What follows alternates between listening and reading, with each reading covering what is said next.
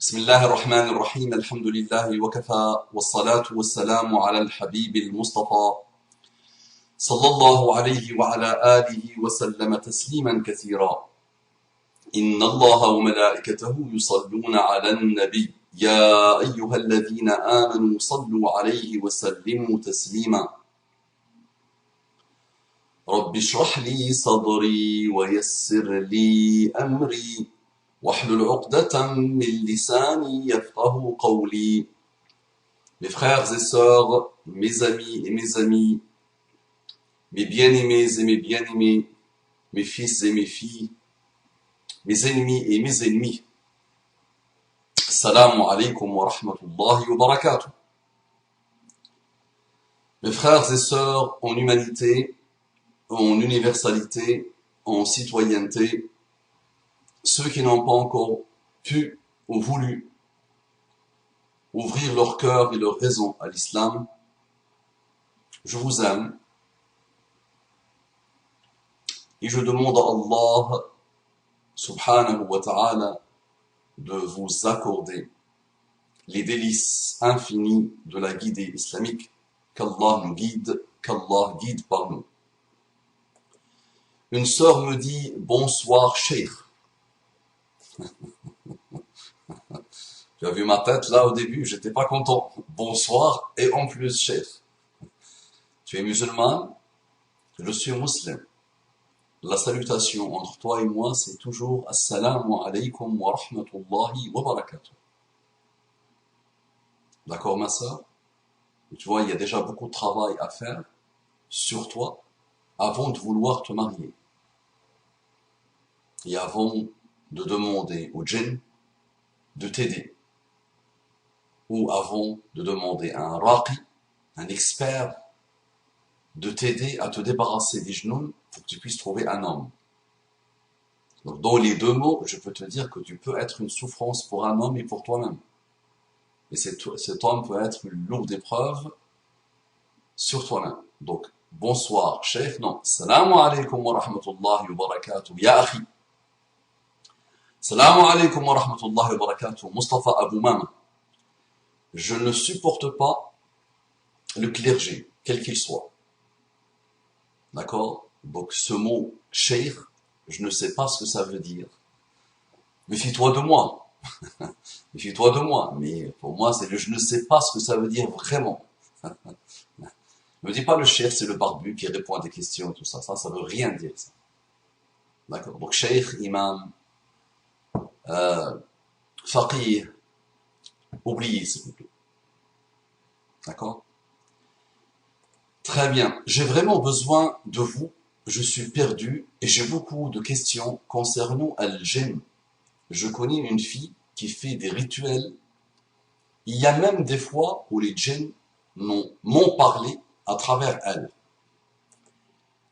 Tu as besoin de moi, jazakallahu kulla khair. J'essaye de t'aider comme je peux.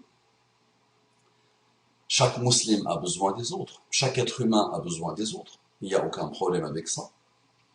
Mais je dois te conseiller, ma sœur.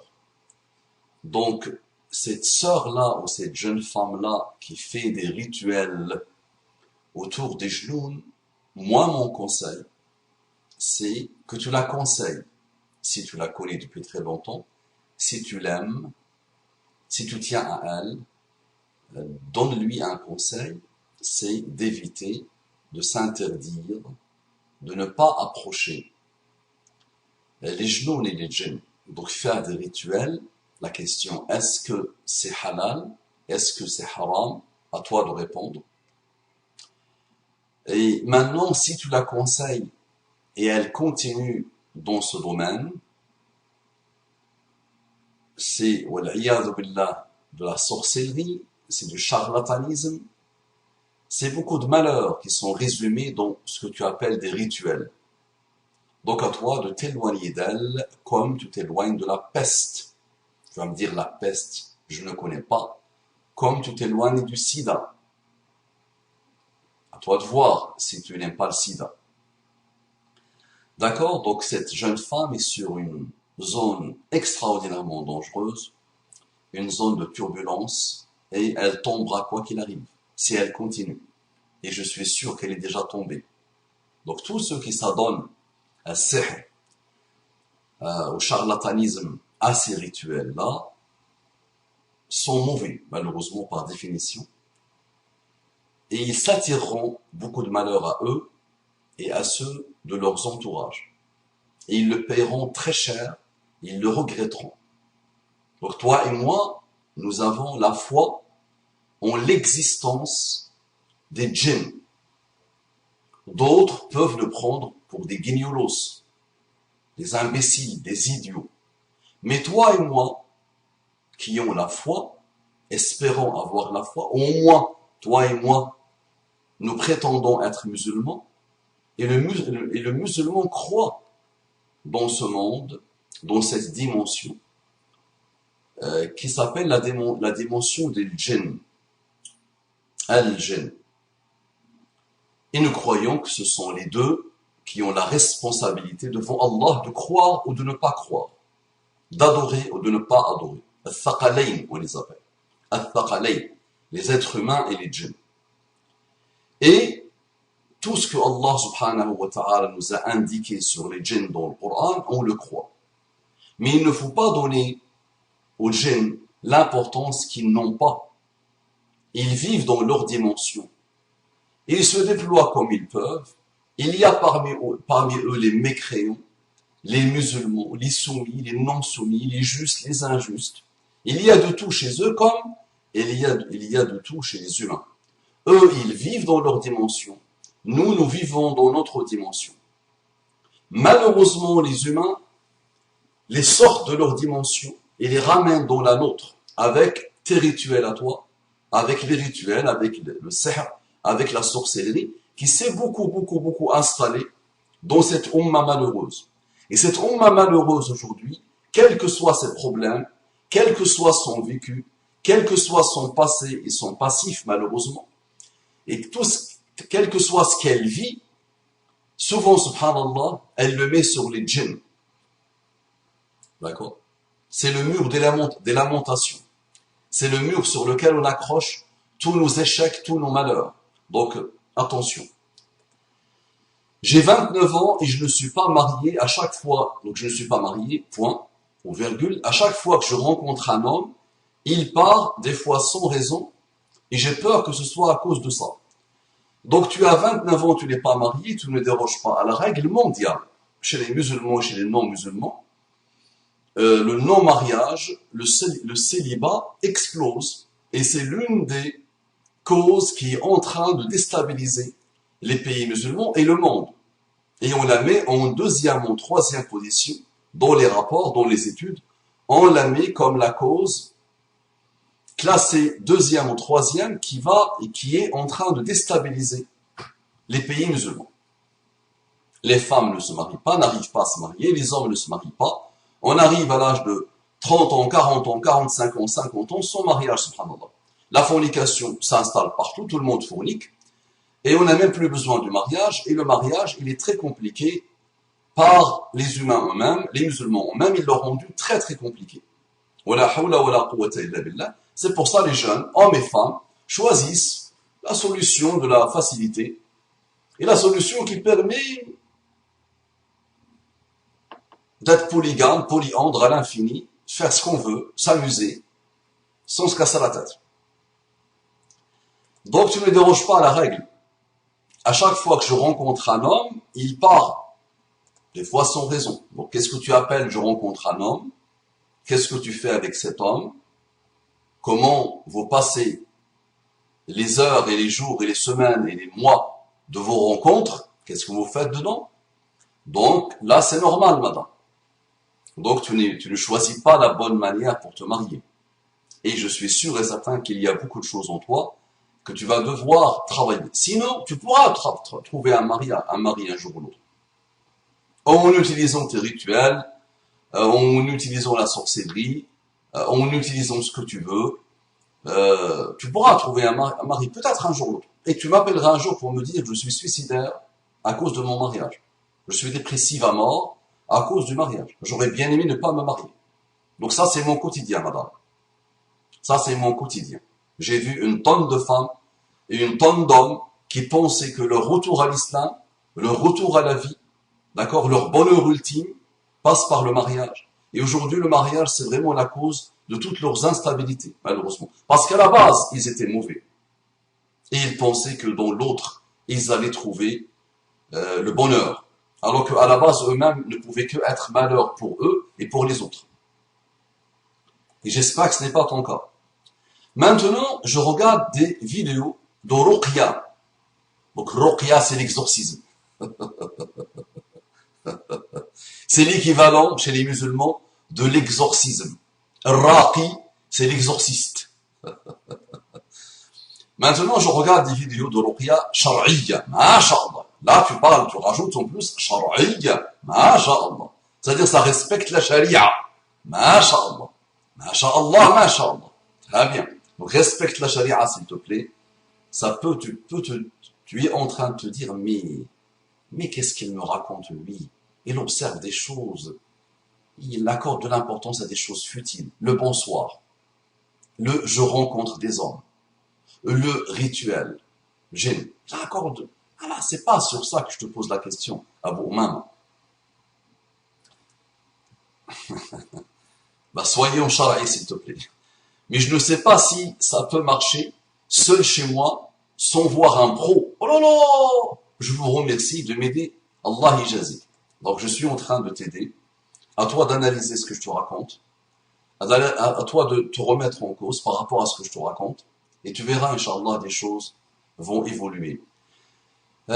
Tu tiens à un homme, c'est logique, normal, naturel, légitime. Tu cherches un homme, tu veux te marier, tu veux avoir des enfants, Inch'Allah. Tout ça, c'est beau. Cherche Allah d'abord. Cherche Allah d'abord. Prends une pause. Ne fais pas une fixation sur le mariage. Prends une pause de l'homme, des rencontres avec l'homme, de la recherche de l'homme. Et cherche-toi, s'il te plaît. Prends rendez-vous avec toi-même. Remets-toi en cause. Pourquoi tu es là? Qu'est-ce que tu as fait depuis ton arrivée sur Terre? Comment tu comprends ta religion? Quel est ton rapport avec Allah? Quel est ton rapport avec Allah? Avec le Coran? Avec Muhammad sallallahu alayhi wa sallam? Qu'est-ce que tu appliques? Qu'est-ce que tu cherches à appliquer? Comment tu comprends ta religion? Et d'autres questions, s'il te plaît. Avant de vouloir chercher un homme à qui tu vas bousiller la vie et qui va te bousiller la vie. Et vous allez produire des progénitures malheureuses comme ce qu'on voit aujourd'hui. Wala hawla wala quwwata illa billah. D'accord? Donc revenons à ta question. Maintenant, je regarde des vidéos de Ruqya Shar'iyya, mais je ne sais pas si ça peut marcher seul chez moi sans voir un pro.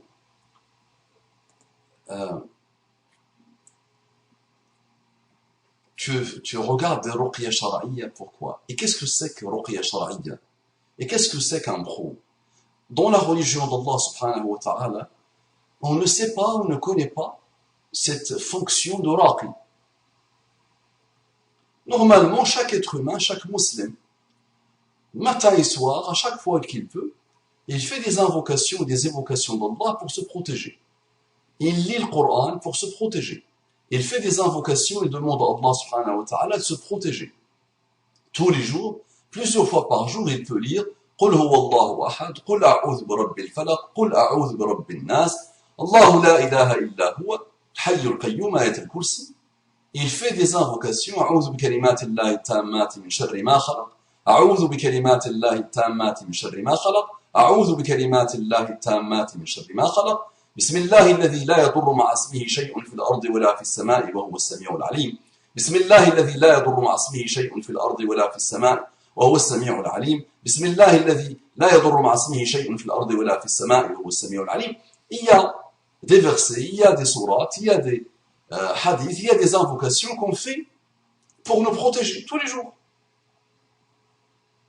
Maintenant, tu es sûr qu'on t'a ensorcelé. Si tu es sûr qu'on t'a ensorcelé, sûr et certain, à ce moment-là, tu lis le Coran sur toi-même avec la niya de ce que tu appelles la ruqya. La ruqya, la préservation, la protection, en utilisant la parole d'Allah. Tu le fais sur toi-même. Dire oui, mais Mustafa Abou Mahma, je n'ai jamais accordé aucune importance au Coran, je lis en phonétique, je ne lis pas en phonétique, je lis le Coran en français. Est-ce que ça va marcher? Là. Là. Tu vas devoir apprendre, d'accord? Apprendre à la perfection, comme tu as appris ton métier, comme tu as appris beaucoup de choses, tu vas devoir apprendre l'arabe obligatoirement. Obligatoirement, d'accord? Et c'est pas parce que je suis un prof d'arabe, non, non, non.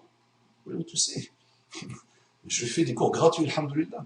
Et à ceux qui n'ont pas les moyens, et ceux qui ont les moyens, qui adorent l'argent, je leur dis c'est gratuit aussi pour vous. Il n'y a pas de problème. C'est obligatoire d'apprendre l'arabe, obligatoirement, et de la comprendre, d'accord? Pour enfin ouvrir le Coran. Pour enfin ouvrir le Coran.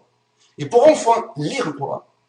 Lire pour lire. Là, pour enfin commencer à voyager et à cheminer dans les horizons infinis de le Coran.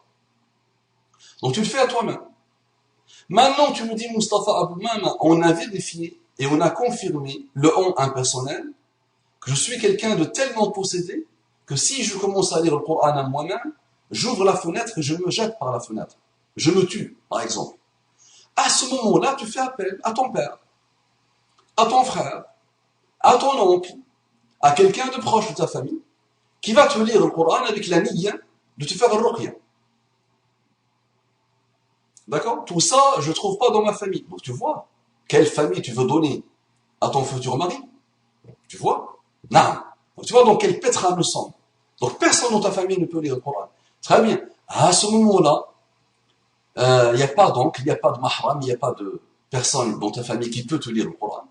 À ce moment-là, tu vas devoir, peut-être, faire appel à quelqu'un, mais en présence d'un mahram ou d'un tuteur, qui va commencer à lire le Coran, dans lequel il y a la guérison, dans lequel il y a le remède, et qui va lire le Coran dans la niya, Inch'Allah, de te faire une ruqya.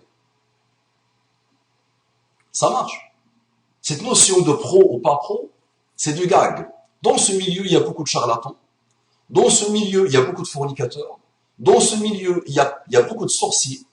Dans ce milieu, il y a beaucoup de manipulateurs. Dans ce milieu, il y a beaucoup d'escrocs.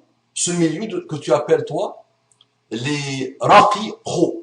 Masha'Allah. Dans la religion d'Allah, nous avons des raqi pro. D'accord? Je pense que j'ai fini. J'ai fait le tour. J'ai tellement parlé de ce sujet. À chaque fois, dans la rue, on m'arrête pour me dire, est-ce que tu fais la ruqya? On m'a ensorcelé. La hawla wa la quwwata illa billahi al-ali al-azim. Hasbi Allah wa ni'mal wakil. Plus rien à rajouter. Assalamu alaykum wa rahmatullahi wa barakatuh.